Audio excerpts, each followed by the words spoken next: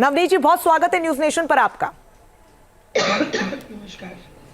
नवनीत जी, आप शनिवार को आपकी सभा में हंगामा होता है, आप पर भी कुर्सियां फेंकी गई और जिस तरीके का बवाल देखने को मिला, किस तरीके से, तो सबसे पहले आप इसको देख रही हैं और साथ ही आपका भी एक बयान सामने आया जिसमें आप कह रही हैं कि एक धर्म विशेष के नारेबाजी वहां पर की।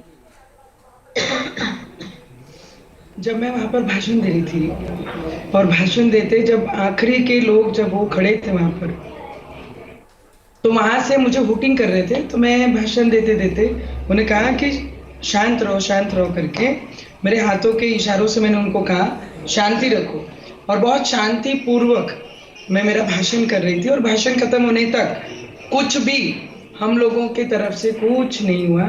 हम नीचे उतरे, मैं लेडीजों को मिल रही थी, अपंग महिलाएं कई बैठी थी, 150 से 200 अपंग लोग मेरे सभा में उस समय बैठे थे और 2-3 हजार लोग थे।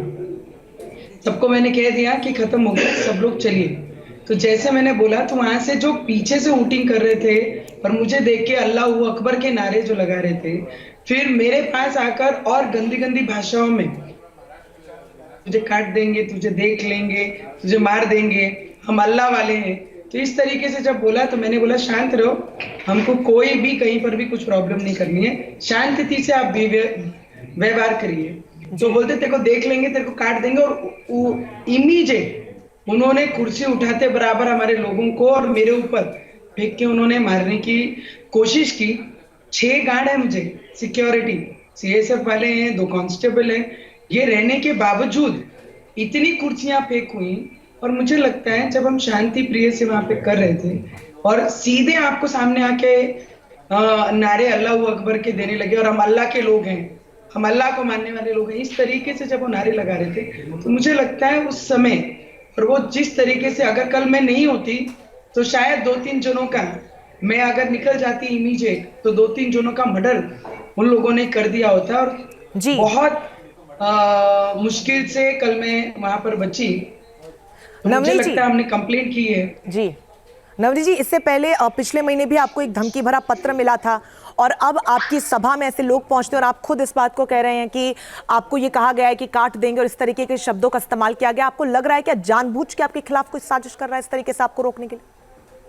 हाँ, मुझे बहुत सारे वैसे भी थ्रेट कॉल्स आते हैं और बहुत बार मैंने थ्रेट कॉल्स की जानकारी पुलिस को विद नंबर्स विद एवरीथिंग दिया हुआ है। और कल जब सामने होता है तो मुझे लगता है इनका कहने का मतलब क्या है कि मैंने शांत रहना चाहिए, या मैंने अपने विचार नहीं रखने चाहिए, या मैंने बाहर घूमना नहीं चाहिए। मुझे सीधा कहते हैं तेरा घूमना बंद कर देंगे, तुझे मार देंगे। तो मुझे लगता है मेरी विचारधाराओं पे मैं जो काम कर रही हूँ, मेरी जनता को भी मुझे पूछना है कि क्या मैंने क्या गलती की जो मैं अपने विचारधारा बाहर रख रही हूँ। अगर विचारधारा हिंदुस्तान में रखनी बंद है, विचारधारा अपनी बाहर रख नहीं सकते, और खुलेआम जब आके मेरी जैसी व्यक्ति को अगर आके खुलेआम मारने की, काटने की बात कर रहे हैं, तो आम लोगों को यहाँ पर बोलने के बाद उनके साथ क्या करते हैं वो कोई सोच भी नहीं सकता, उसका विचार भी सपने में नहीं कर सकता है।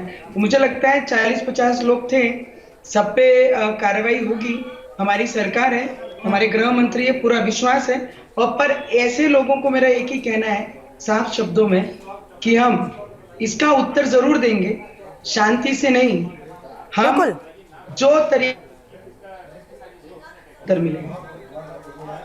बिल्कुल, आप नवनीत जी बार बार ये कह रहे हैं कि ऐसे लोगों के खिलाफ सख्त कार्रवाई होगी, आप पुलिस स्टेशन भी पहुंची, आपको क्या लग रहा है ये किसकी साजिश हो सकती है?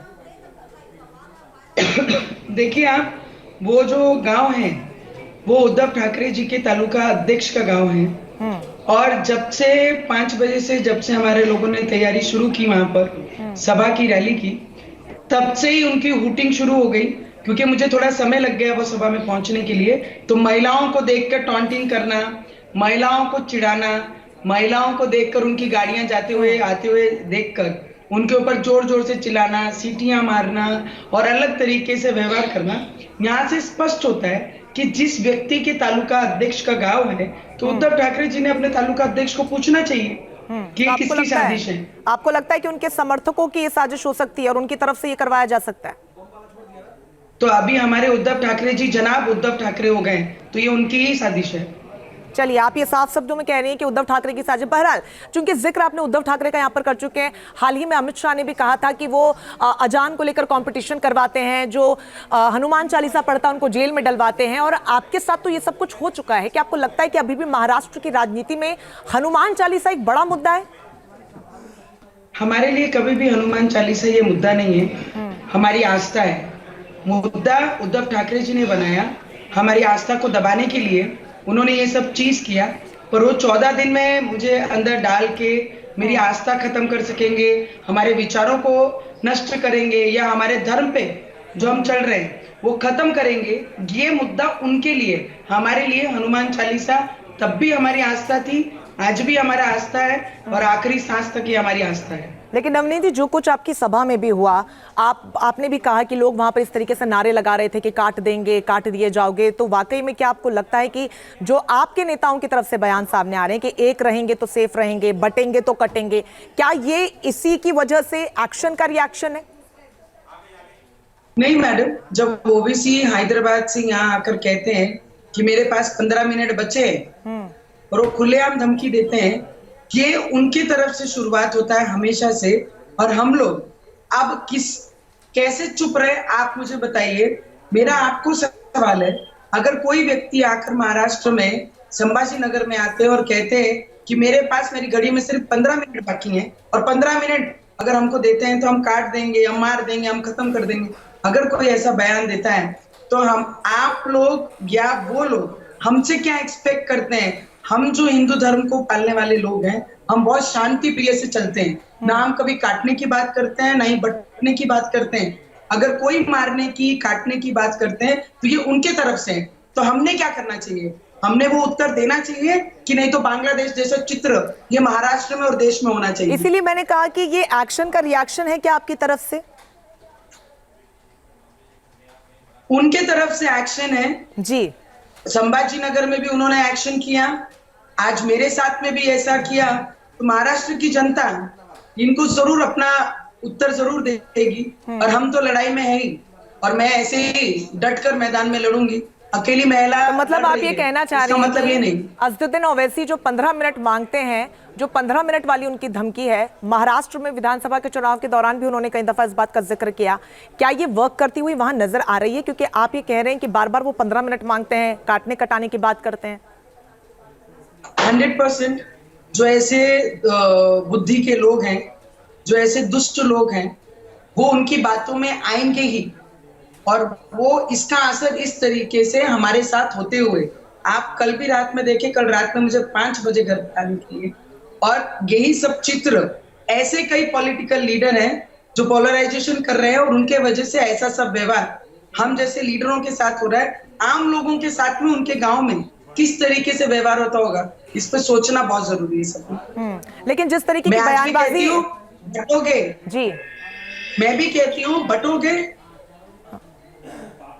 जी, कहिए नवनीत जी। तो कटोगे। लेकिन आप ही के पार्टी के भीतर, आप ही के नेताओं में, आप उत्तर प्रदेश के डिप्टी सीएम केशव प्रसाद मौर्य ने बटोगे तो कटोगे के नारे से थोड़ा सा किनारा किया, और उन्होंने कहा कि एक रहोगे तो सेफ रहोगे।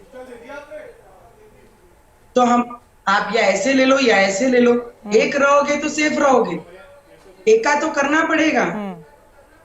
नहीं तो आज जिस तरीके से खुलेआम आकर हम अल्लाह के लोग हैं, हम अल्लाह के इस पे काम करते हैं, जब ऐसे भाषा वो बोलते हैं तो हमने भी अपने लोगों को ये बोलना बहुत जरूरी है। लेकिन आपको लगता है क्या ये सही है कि एक नेता की तरफ से या एक पार्टी की तरफ से इस तरीके के शब्दों का इस्तेमाल किया जाता है काटने कटाने की बात? चूंकि जिक्र आप कर रही हैं कि असदुद्दीन ओवैसी करते हैं, 15 मिनट जब वो मांगते हैं, तो आप भी इस तरीके के अब शब्दों का इस्तेमाल कीजिएगा? मैं मेरे धर्म को लेकर, मेरी विचारधाराओं को लेकर, हमारे लोगों ने, हमारे भगवान मर्यादा राम जी ने ये सिखाया हमको, पुरुषोत्तम, कि हमने मर्यादा में कैसे रहना चाहिए, और हम बहुत मर्यादा में रहते हैं। अगर कोई बोलेंगे, श्री कृष्ण जी बहुत शांति से अपनी बांसुरी बजाते थे, पर जब हाथ में चक्र लेने की बारी आई तो उन्होंने हाथ में चक्र भी लिया और चक्र से उत्तर भी दिया है। हम वही हिंदू हैं, तो वही विचारों पे चलते हैं। सजाद नौमानी के बयान इन दिनों काफी सुर्खियों में है। उन्होंने ये भी दावा किया है कि महाराष्ट्र की जो सत्ता है नवनीत जी, वो केंद्र बिंदु नहीं है उनके लिए, उन्हें केंद्र की सत्ता को हिलाना है। क्या इससे समझा जाए कोई स्पेसिफिक समुदाय जो है यहाँ पर सीधा केंद्र की सरकार को टारगेट करना चाहते हैं? क्या इससे ये मैसेजिंग जाना चाहती है, ये मैसेजिंग वो देना चाहते हैं? 100% आप उनकी स्पीच देखिए, उनके पत्र देखिए, महाआघाड़ी को, कांग्रेस को जो उनका एजेंडा गया है कि ये 17-18 शर्तें उनकी कांग्रेस ने माननी चाहिए, तब कांग्रेस को वो समुदाय मतदान करेगा।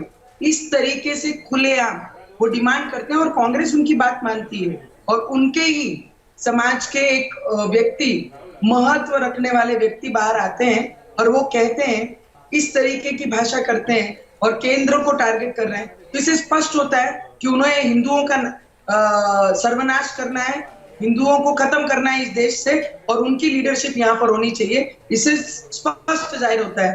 पर आज हिंदू जागा हुआ है तो उत्तर जरूर देगा। वाकई में अपने आप में बेहद महत्वपूर्ण है, क्योंकि 20 नवंबर को मतदान होने हैं और ऐसे में जब इस तरीके की बयानबाजियां होती हैं और सभा में जब हंगामा होता है, एक लोकतांत्रिक देश में आप इसको वाकई एक बैरियर की तरह देख रही हैं कि जब भी चुनाव प्रचार प्रसार के दौरान आप नहीं, कई बड़े नेताओं और कई रैलियों में इस तरीके की तस्वीरें आप देख रही हैं, कितना गंभीर है आपके लिए? बहुत गंभीर है, क्योंकि जिस देश में हम रहते हैं, हम बाबा साहेब अम्बेडकर का दिया हुआ संविधान पे चलने की विचारधारा रखते हैं। हम बाबा साहेब अम्बेडकर ने सिखाई हुई विचारों को लेकर इस देश में एज ए राजनीतिक, एज ए पॉलिटिकल लीडर हम चल रहे हैं। पर कई लोग बाबा साहेब अम्बेडकर के दिए हुए संविधान को ही मानते नहीं, और उसमें सबसे बड़ा रोल अगर कोई निभाता है तो वो कांग्रेस पक्ष है, जो बाबा साहेब के दिए हुए संविधान को हाथ में लेके घूमते जरूर है, पर उसका सबसे ज्यादा दुरुपयोग अगर कोई करते हैं तो वो कांग्रेस पक्ष है। चलिए, बहुत शुक्रिया नवनीत जी हमारे साथ जुड़ने के लिए और तमाम सवालों के जवाब देने के लिए। न्यूज नेशन अब व्हाट्सएप पर खबरों की ताजा अपडेट के लिए न्यूज नेशन के इस QR कोड को स्कैन करें।